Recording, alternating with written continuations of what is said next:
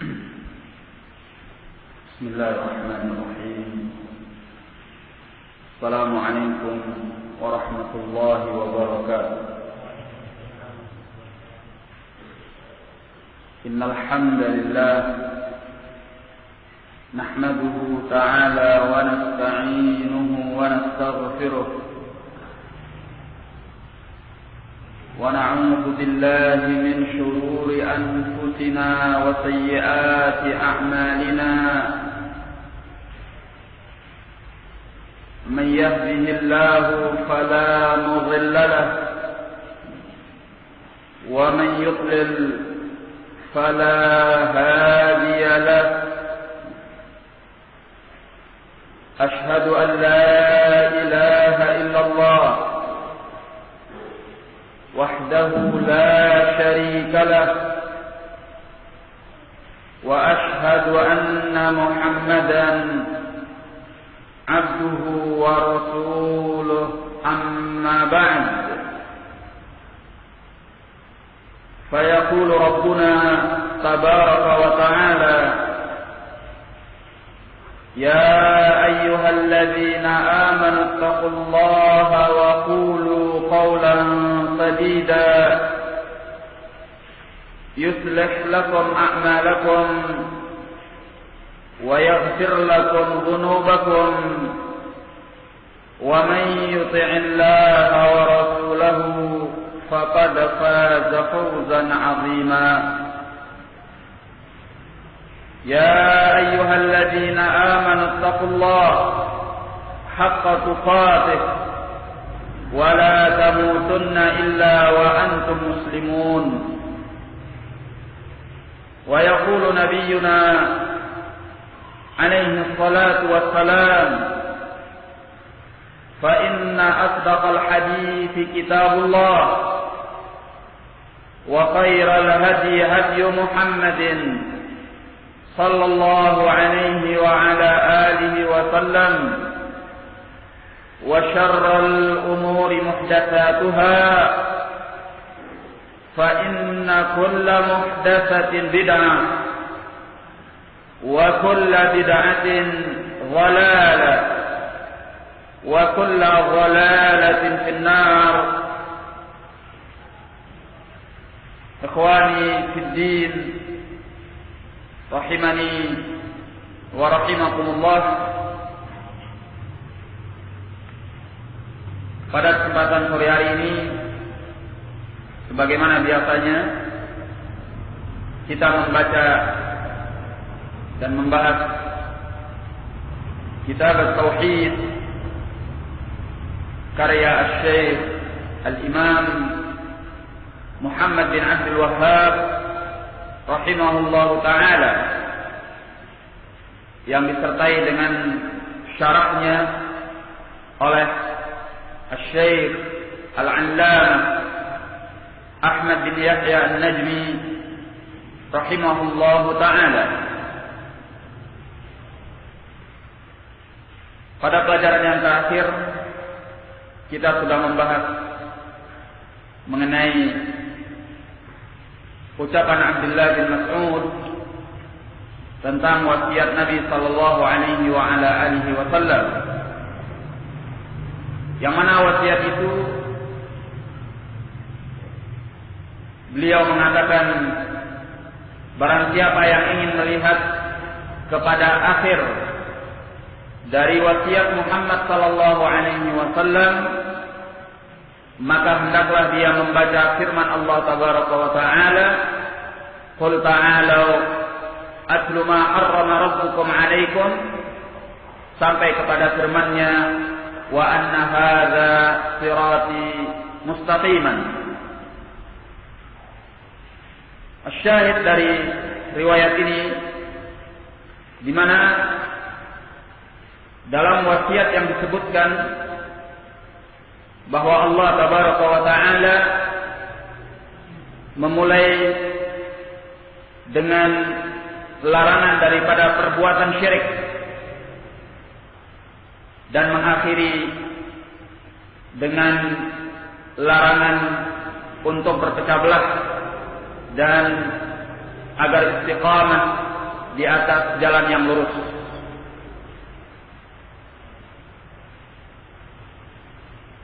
Tatkala Allah tabaraka wa ta'ala menjadikan larangan dari perbuatan syirik adalah hal pertama yang dimulai dengannya menunjukkan betapa bahayanya dan betapa besarnya dosa daripada perbuatan syirik.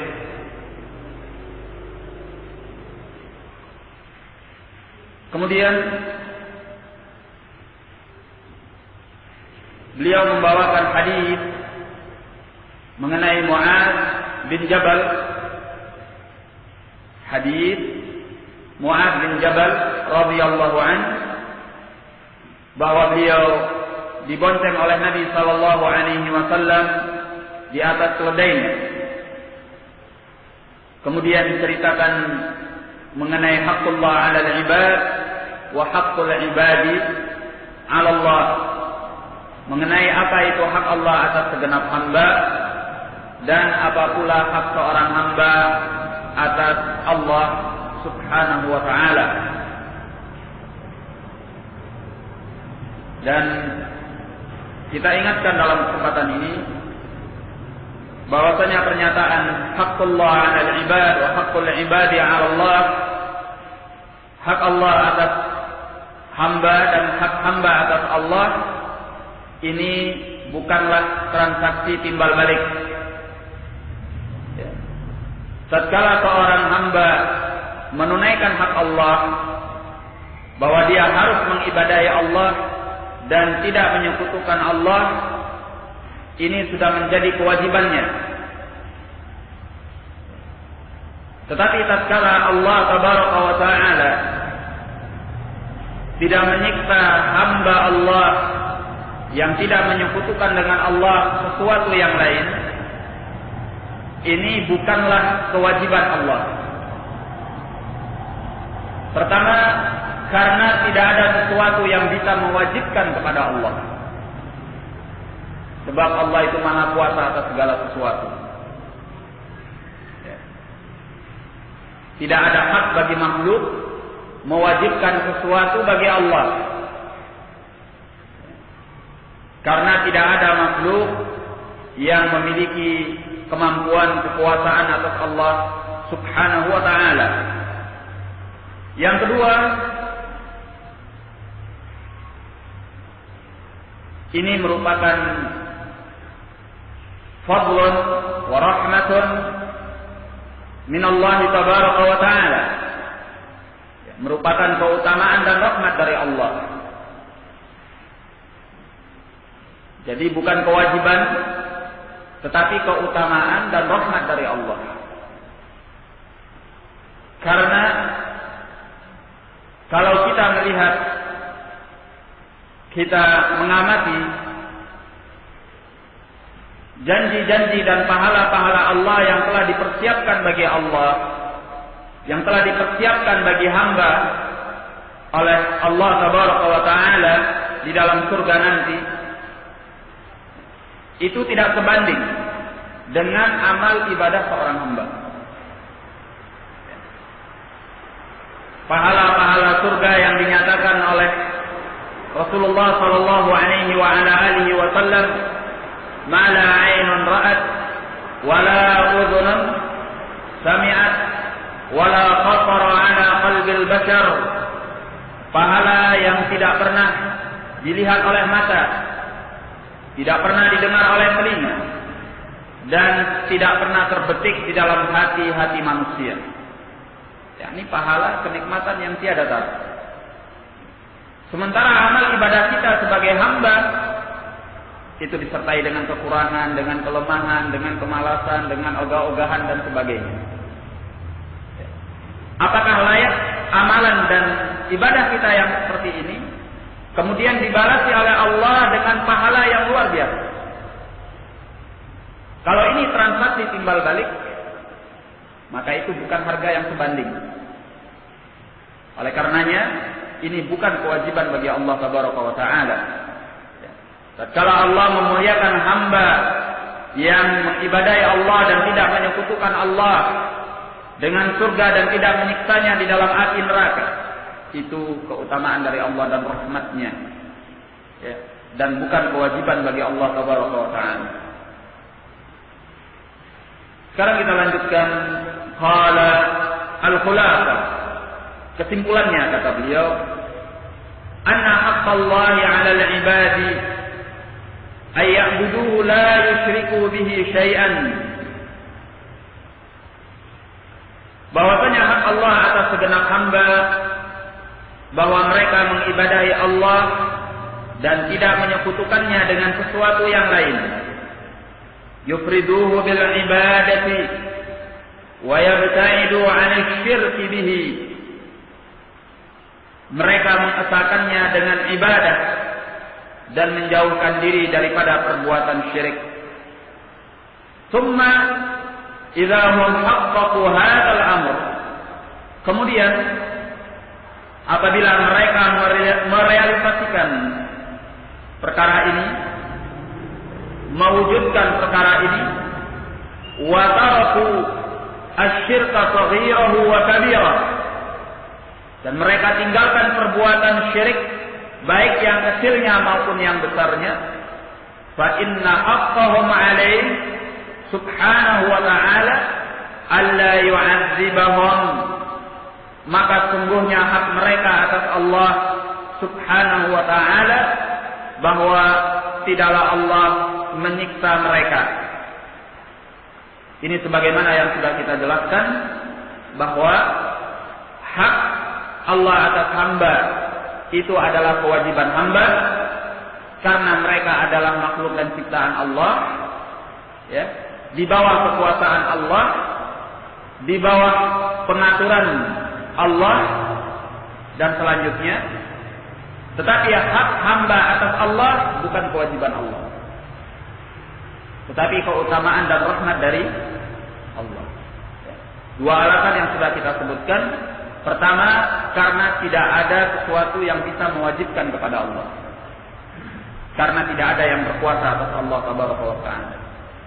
Yang kedua, bahwa ibadah mereka,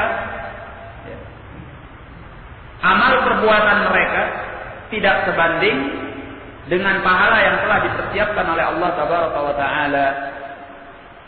Oleh karenanya, ini bukan kewajiban bagi Allah, tetapi keutamaan dan rahmat dari Allah Tabaraka wa Ta'ala kepada siapa yang dikehendaki dari kalangan hamba-hambanya.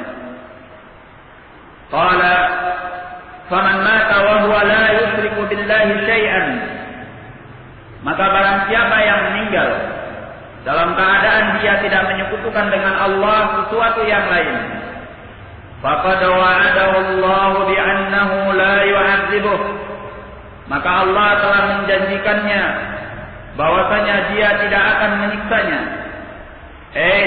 Maksudnya la yu'adzibuhu bin nar, maksudnya la yu'adzibuhu binaril kafirin wal musyrikin allati yuqalladu ashabuha fiha. Maksudnya Allah tidak menyiksanya, yaitu Allah tidak menyiksanya dengan api neraka orang-orang kafir dan orang-orang musyrik, yang mana para penghuninya akan dikekalkan di dalamnya.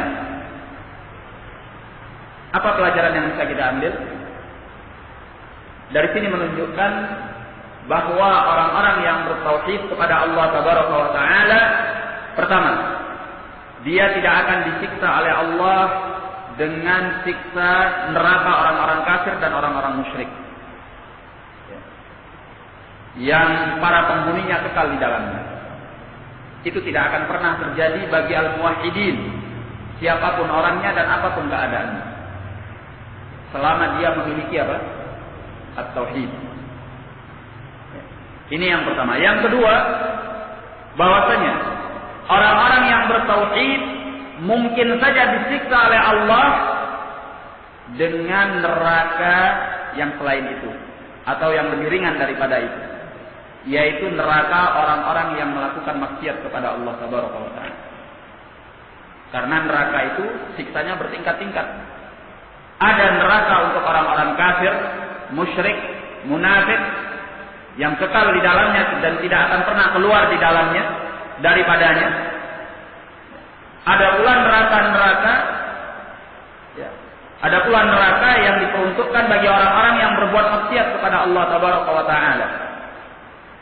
Neraka orang-orang yang berbuat maksiat kepada Allah, ini penghuninya tidak akan kekal di dalamnya. Berarti apa yang dinyatakan dalam hadis ini? Bahwasanya Allah Tabaraka wa Ta'ala tidak akan menyiksa barang siapa yang tidak berbuat syirik kepadanya. Yang dimaksud apa? Yang dimaksud Allah tidak akan menyiksanya dengan neraka orang-orang kafir dan musyrik. Tapi mungkin saja bahwa dia disiksa oleh Allah Tabaraka wa Ta'ala dengan neraka para pelaku maksiat.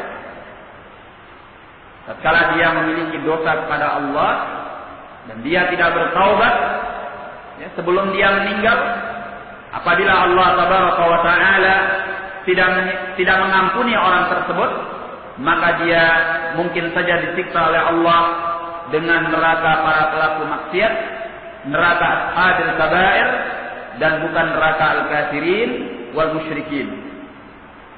Nah, qala amma in mata ala tauhid walakin indahu kabair iqtadat hikmatullah ay yu'adziba biha.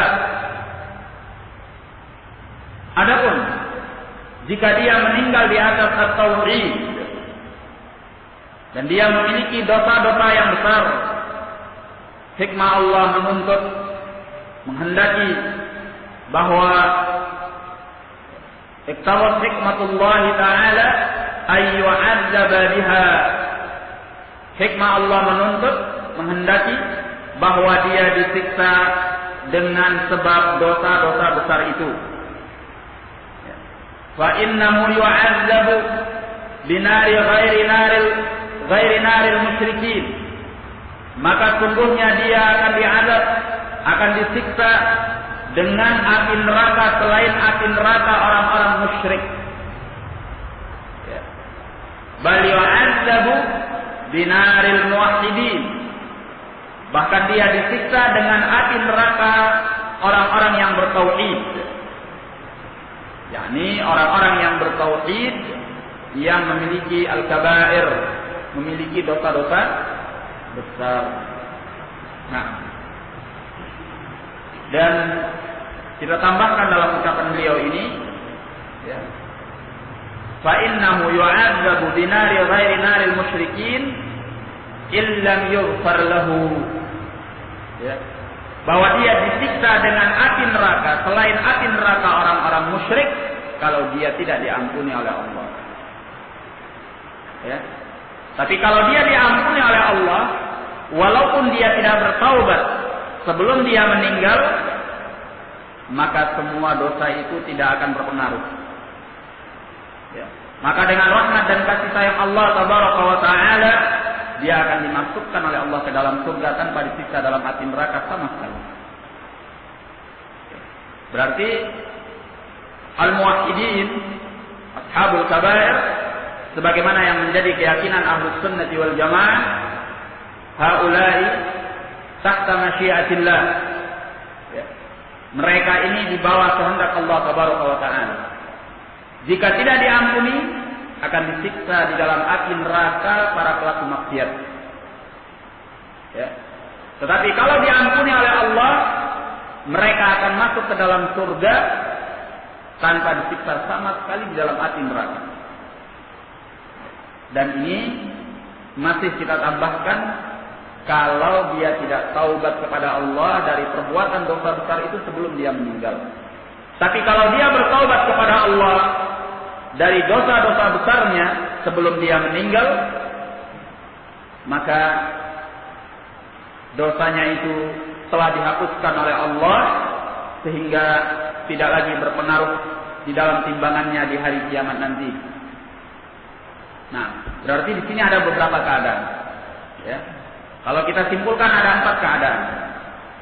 Yang pertama, bahwa orang-orang yang menyekutukan Allah Tabaraka wa Ta'ala atau orang-orang yang kafir kepada Allah Subhanahu wa Ta'ala, mereka disiksa oleh Allah di dalam api neraka orang-orang kafir dan orang-orang musyrik yang penghuninya kekal di dalamnya dan tidak akan pernah keluar daripadanya. Yang kedua, yang ketiga dan yang keempat, ini adalah keadaan ashabul kabair minal muwahhidin. Ashabul kabair minal muwahhidin. Para pelaku dosa besar dari kalangan ahli tauhid. Keadaan yang kedua, kalau dia bertaubat dari dosa-dosa besar itu sebelum dia meninggal, selesai urusannya. Tidak ada perhitungannya nanti di hari kiamat. Karena Allah telah menghapuskan dosa daripada perbuatannya karena dia sudah bertaubat. Ini yang kedua. Yang ketiga, dia tidak bertaubat, meninggal dengan membawa dosa-dosa besar itu, dan Allah tidak berkenan mengampuni perbuatan dosanya. Maka Allah Tabaraka wa Ta'ala akan menyiksanya di dalam api neraka para pelaku maksiat, para pelaku dosa besar. Setelah dia disiksa dan dihanguskan dosa-dosanya di dalam api neraka, dia akan dikeluarkan oleh Allah dan dimasukkan ke dalam surga. Kemudian yang keempat, para pelaku dosa besar dari kalangan al-muwahhidin yang mereka dimuliakan oleh Allah, diutamakan oleh Allah dengan keampunannya, sehingga mereka tidak disiksa di dalam api neraka dan langsung dimasukkan ke dalam surga. Ya. Maka yang seperti ini adalah keutamaan dan rahmat dari Allah bagi siapa yang dikehendaki oleh Allah Subhanahu wa Ta'ala. Baik. Ini 4 kondisi dari apa yang diterangkan oleh beliau rahimahullah. Qala fa innahu yu'adzabu binari ghairi naril musyrikin bal yu'adzabu binaril muwahhidin. Maka dia akan disiksa dengan api neraka selain api neraka orang-orang musyrik. Bahkan dia disiksa dengan api neraka para muwahhid. Qala thumma yakhruju minha wa yadkhulul jannah. Kemudian dia keluar daripadanya dan dia masuk ke dalam surga. Bahkan disebutkan dalam riwayat sampai orang yang hanya sebesar biji yang paling kecil, sebesar biji atom dari keimanan yang ada di dalam dadanya, maka akan dikeluarkan daripada api neraka. Setelah mereka hangus di dalam api neraka tersebut, mereka dikeluarkan dan dimasukkan ke dalam surga. Seperti yang sudah pernah kita baca, di mana orang-orang yang telah hangus di dalam api neraka ini, yang dikenal dengan al-jahannamiyun, mereka dikeluarkan dari api neraka dan dimasukkan ke dalam sungai kehidupan yang ada di dalam surga. Kemudian mereka tumbuh kembali dan mereka masuk ke dalam surga dan tidak lagi pernah merasakan siksa api neraka itu. Nah, qala wal amru fi dzalika ila Allah azza wa jalla, dan semua urusan itu kembali kepada Allah azza wa jalla. Fahuwal maliku lil ibad, maka dialah zat yang maha menguasai para hamba. Wal mutasarrifu fihim, dan dia pula yang berbuat pada mereka.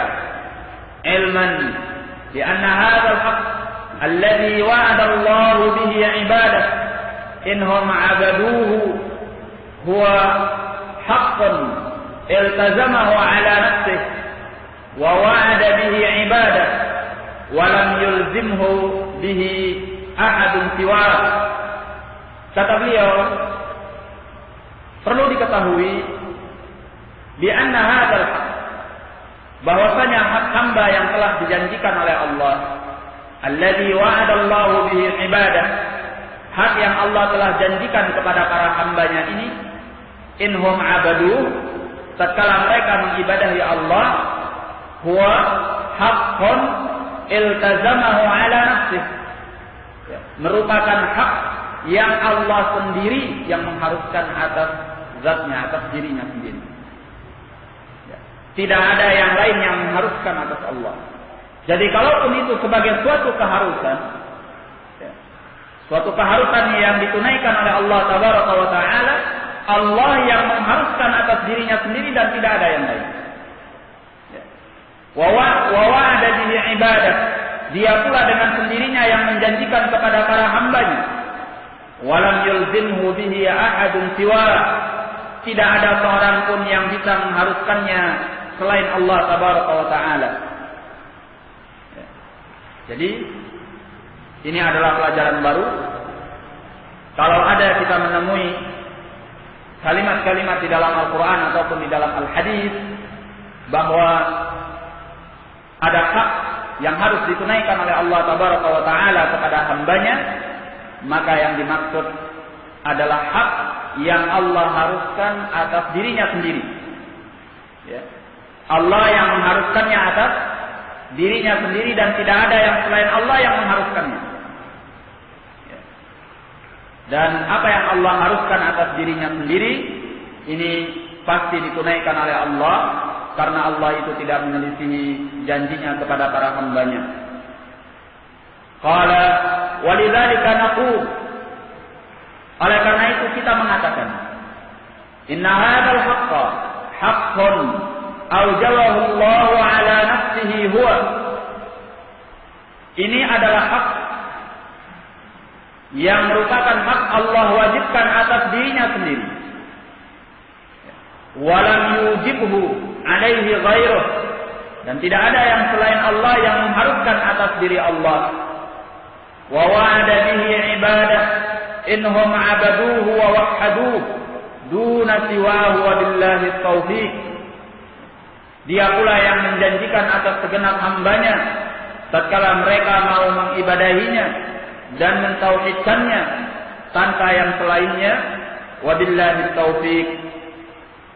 Nah, jadi hak yang Allah haruskan atas dirinya ini adalah Allah sendiri yang mengharuskannya atas dirinya, tidak ada yang selainnya mengharuskan atas Allah Tabaraka wa Ta'ala. Nah, makanya kita sebutkan tadi bahwa apa yang Allah haruskan ini adalah keutamaan dan rahmat dari Allah. Jikalau seandainya Allah Tabaraka wa Ta'ala tidak menjanjikan apa-apa kepada orang-orang yang mengibadahi Allah dan tidak menyekutukannya dengan sesuatu yang lain, apakah Allah Tabaraka wa Ta'ala kita anggap berbuat aniaya, berbuat kezaliman? Tentunya tidak. Limadha? Kenapa?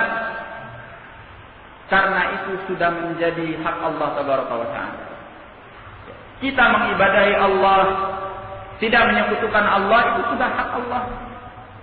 Ya. Sebab apa? Kita ini adalah hamba Allah, ciptaan Allah, makhluk Allah, di bawah kekuasaan Allah. Mulai dari ujung rambut sampai ujung kaki, semuanya adalah kemahakuasaan Allah Tabaraka wa Ta'ala. Ya.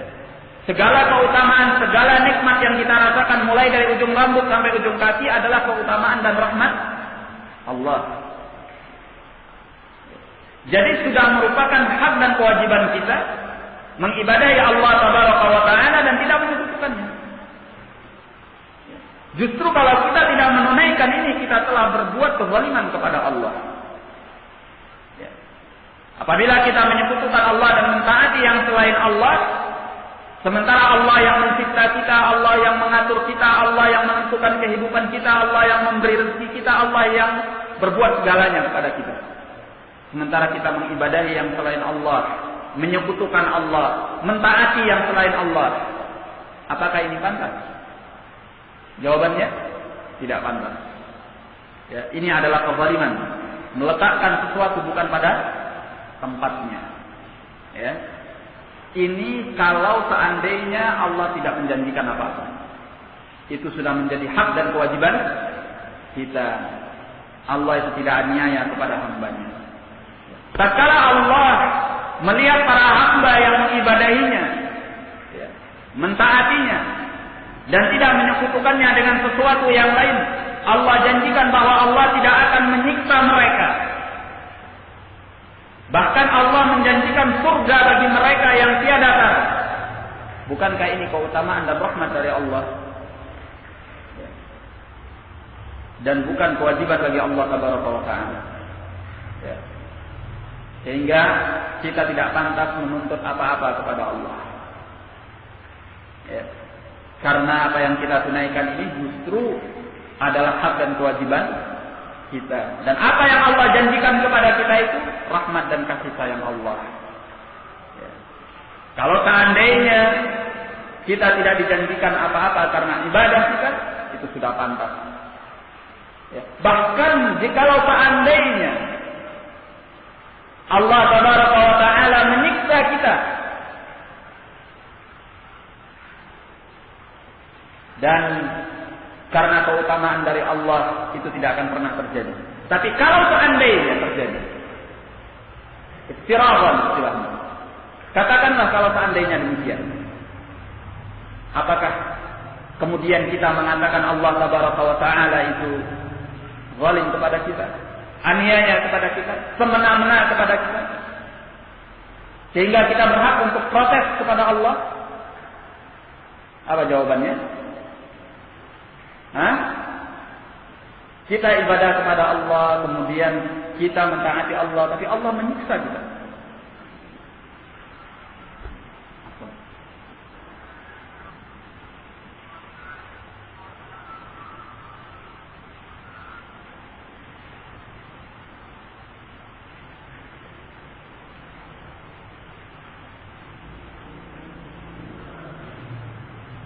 Kira-kira apa jawabannya? Tentunya kita tetap berpasrah diri kepada Allah. Walaupun ini tidak akan pernah terjadi, karena Allah itu Maha Kuasa dan Maha Kasih Sayang kepada segenap hambanya. Ya, apalagi disebutkan dalam riwayat, Inna rahmati sabaqat ghadabi. Rahmatku telah mendahului kasih sayangku. Ya, keutamaan dan kasih sayang Allah itu maha luas dan luar biasa, sehingga itu tidak akan pernah terjadi. Toh kalau seandainya terjadi, kalau seandainya demikian, kita tidak bisa menuntut apa-apa kepada Allah, dan kita tidak bisa mengatakan bahwa Allah itu semena-mena kepada kita. Tidak bisa kita mengatakan bahwasanya Allah itu zalim, aniaya kepada kita. Tidak bisa. Limadza? Karena kita ini adalah milik Allah, ciptaan Allah, di bawah kekuasaan Allah dan pengaturan Allah. Orang yang memiliki sesuatu, sebagai contoh ringan saja, bolehkah dia berbuat apa yang dia kehendaki terhadap apa yang dia miliki? Apakah dia dinyatakan zalim tatkala dia berbuat apa yang dia suka terhadap apa yang dia miliki? Bukan milik orang lain.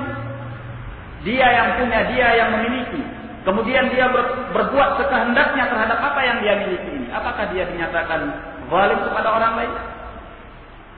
Zalim kepada apa yang dia miliki? Jawabannya tidak.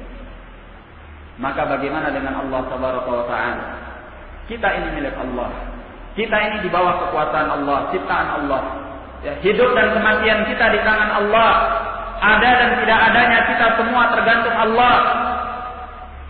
Sehingga Allah itu berbuat sekehendaknya kepada kita bukanlah sesuatu kezaliman. Ini yang harus kita pahami. Sehingga ini meyakinkan kita, ya, menanamkan di dalam sanubari kita bahwasanya Allah Maha Kasih Sayang terhadap segenap hambanya. Ya.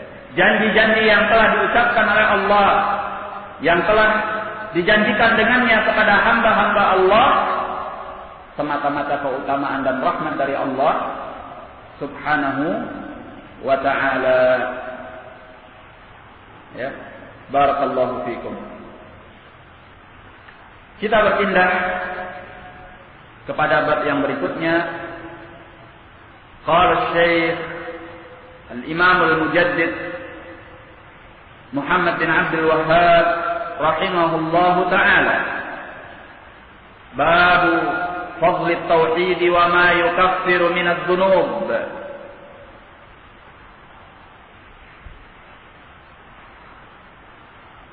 Bab mengenai keutamaan at-tauhid dan apa yang bisa dihapuskannya daripada perbuatan-perbuatan dosa. Wa qaulillahi ta'ala, juga firman Allah tabaraka wa ta'ala, alladzina amanu wa lam yalbisu imanahum bidzulmin, orang-orang yang beriman dan mereka tidak mencampur adukkan keimanan mereka dengan kezalimannya. Al-An'am ayat yang ke-82. Nah, qala wa an Ubadah bin As-Samit radhiyallahu anhu qala, dari Ubadah bin As-Samit radhiyallahu anhu beliau berkata, qala Rasulullah sallallahu alaihi wasallam, bersabda Rasulullah sallallahu alaihi wa ala alihi wasallam, man syahida an la ilaha illallah wahdahu la syarika lah wa anna Muhammadan abduhu wa rasuluh wa anna Isa abdullahi wa rasuluh wa kalimatuhu alqaha ila Maryam wa ruhun min wal jannata haqqun wan nara haqqun adkhalahu Allahul jannata ala ma kana minal amal, akhrajah.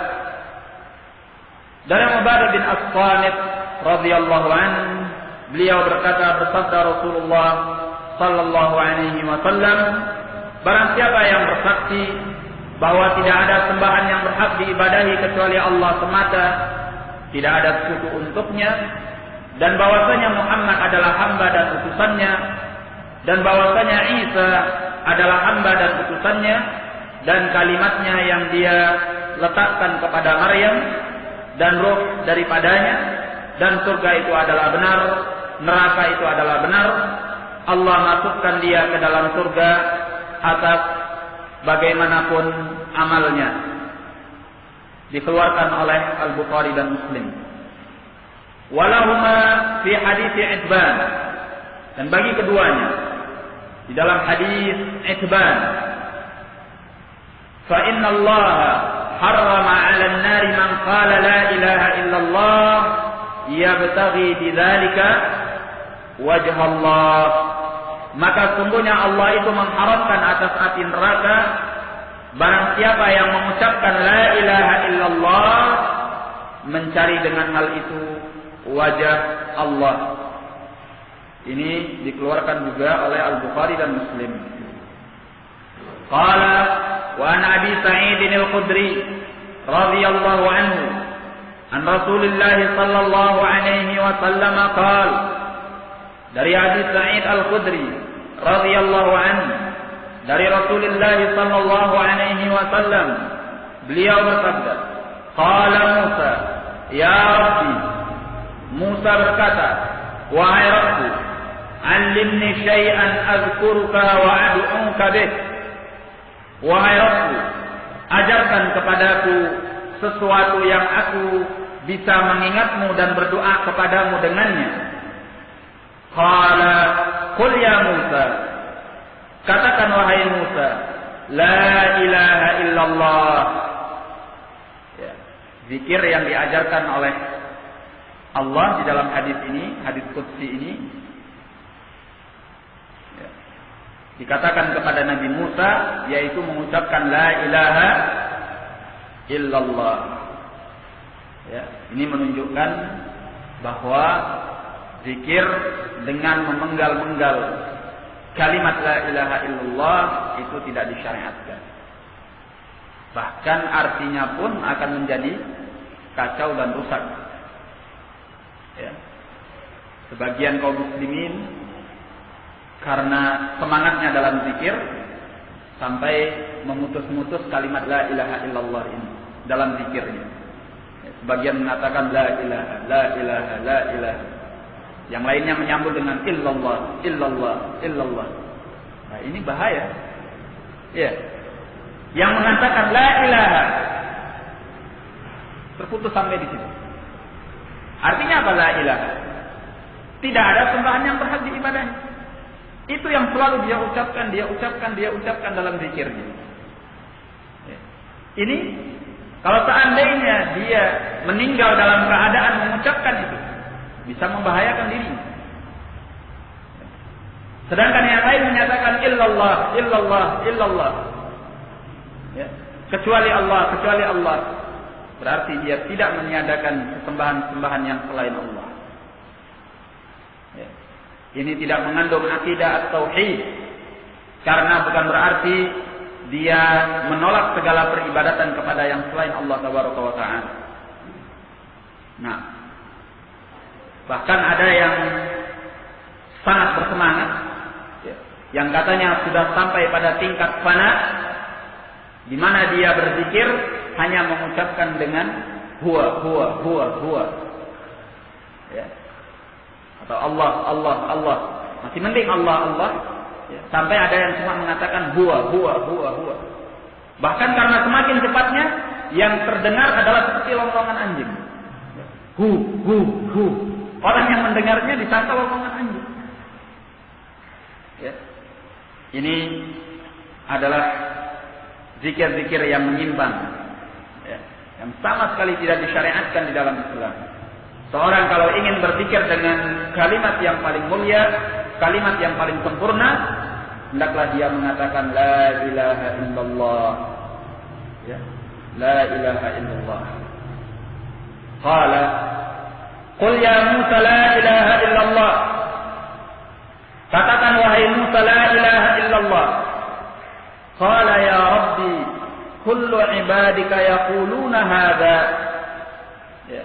Kata Nabi Musa alaihi salam, wahai Rabbku, setiap para hambamu mengatakan yang demikian ini, yaitu mengucapkan la ilaha illallah.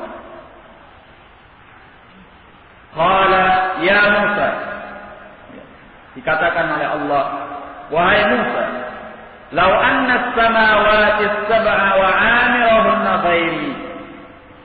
Wahai Musa, jikalau seandainya langit-langit yang 7, kemudian yang memakmurkannya adalah yang selainku, wal aradhina as-sab'a fi kiffatin, dan bumi yang 7 berada pada sebuah anak timbangan. Langit yang 7, bumi yang 7, beserta pemakmurnya yang selain Allah diletakkan pada satu anak timbangan. Wala ilaha illallah fi kiffatin, dan la ilaha illallah diletakkan pada satu anak timbangan yang lainnya.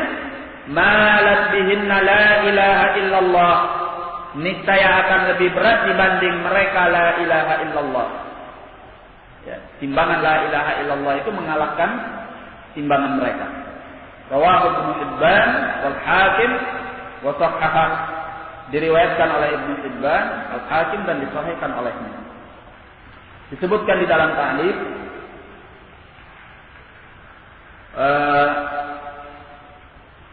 dikatakan oleh Al Imam Al Hakim, hadza haditsun sahihul isnad wa lam yukhrijah.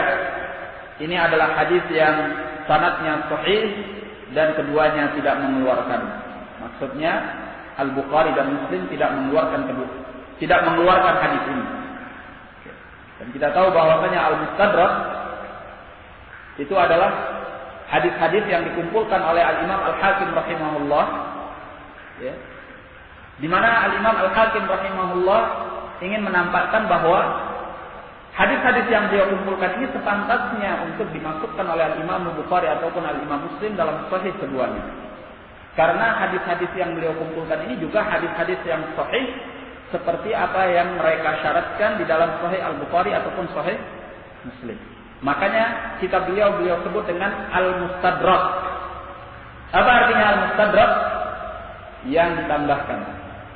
Artinya beliau ingin menunjukkan bahwa ini pantas ditambahkan kepada hadis-hadis yang ada dalam sahih Al-Bukhari ataupun di dalam sahih Muslim. Tapi sayangnya bahwasanya apa yang beliau lakukan di dalam Al-Mustadrak tidak sepenuhnya benar. Tidak semuanya hadis-hadis yang beliau ingin tambahkan bagi Sahih Al-Bukhari dan Muslim yang menurut beliau sahih adalah sahih. Bahkan banyak dari hadis-hadis itu adalah hadis-hadis yang lemah. Maka yang benar adalah Al-Imam Al-Bukhari dan Muslim ketika tidak memasukkan hadis-hadis yang dikumpulkan oleh beliau atau sebagian hadis-hadis yang beliau kumpulkan ke dalam sahih keduanya. Karena ternyata hadis-hadis itu adalah hadis-hadis yang lemah adanya. Makanya datang Al-Imam Az-Zahabi rahimahullah mengoreksi hadis-hadis itu. Ya. Maka sebagiannya disepakati oleh Az-Zahabi bahwa hadis itu sahih, sebagiannya dilemahkan oleh Al-Imam Az-Zahabi.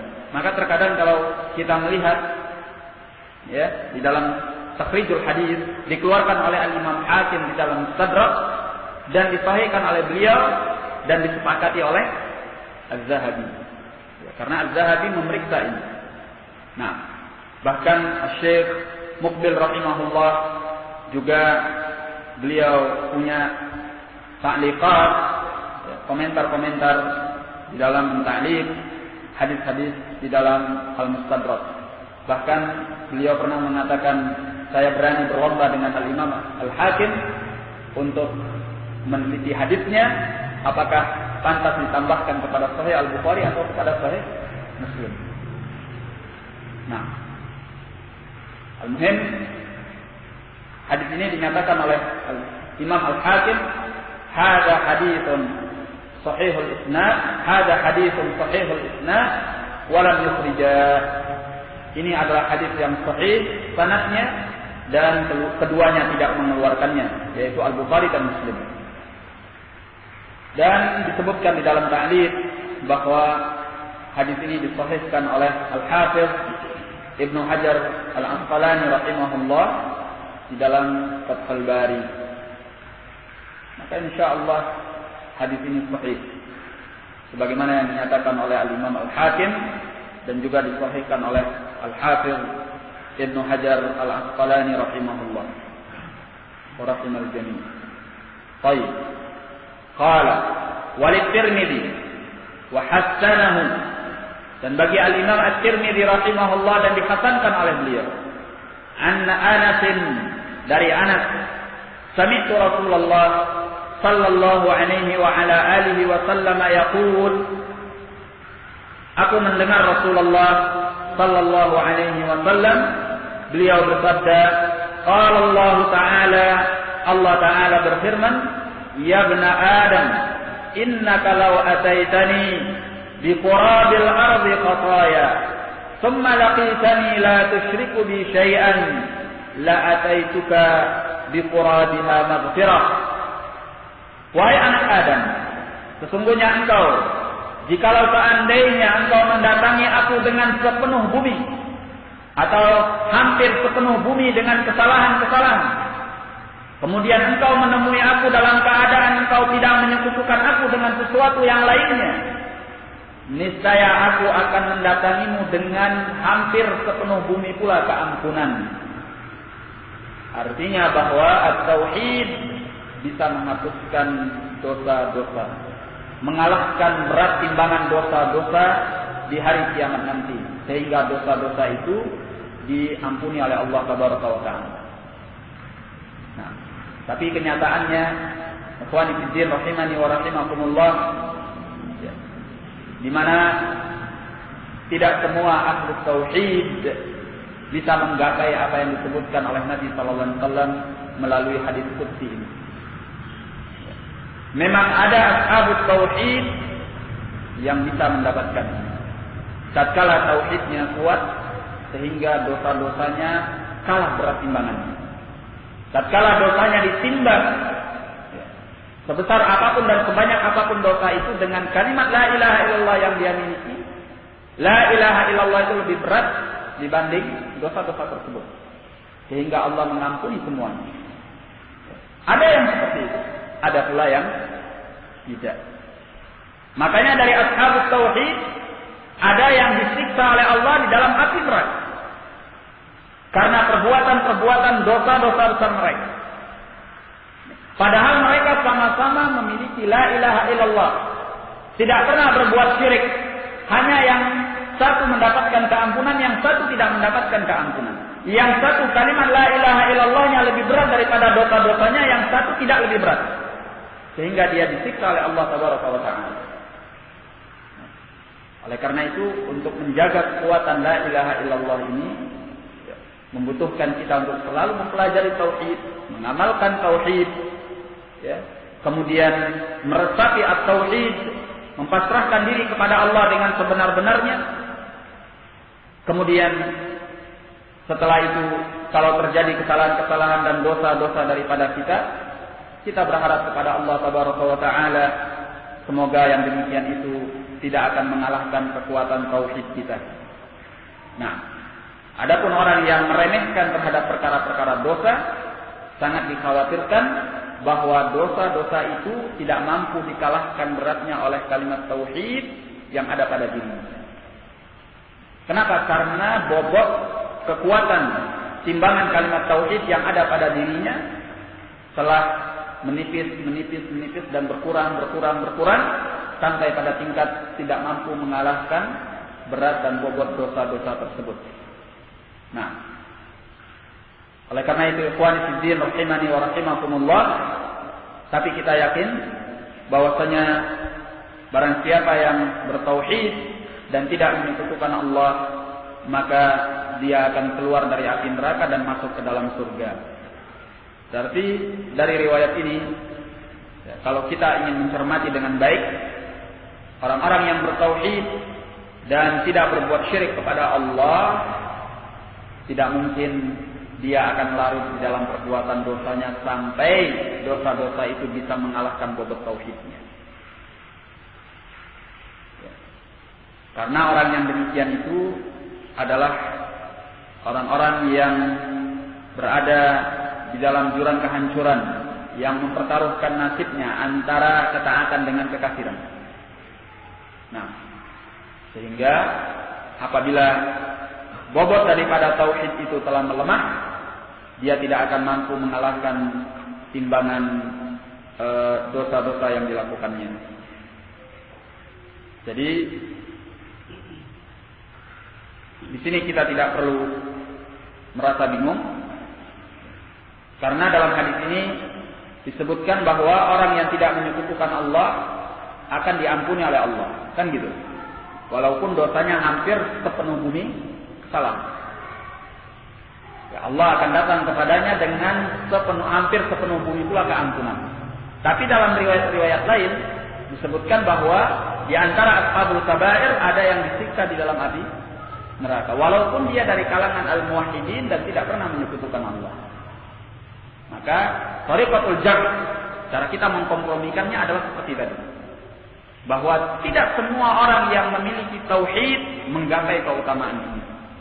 Tergantung sekuat apa bobot daripada la ilaha illallah yang dia miliki.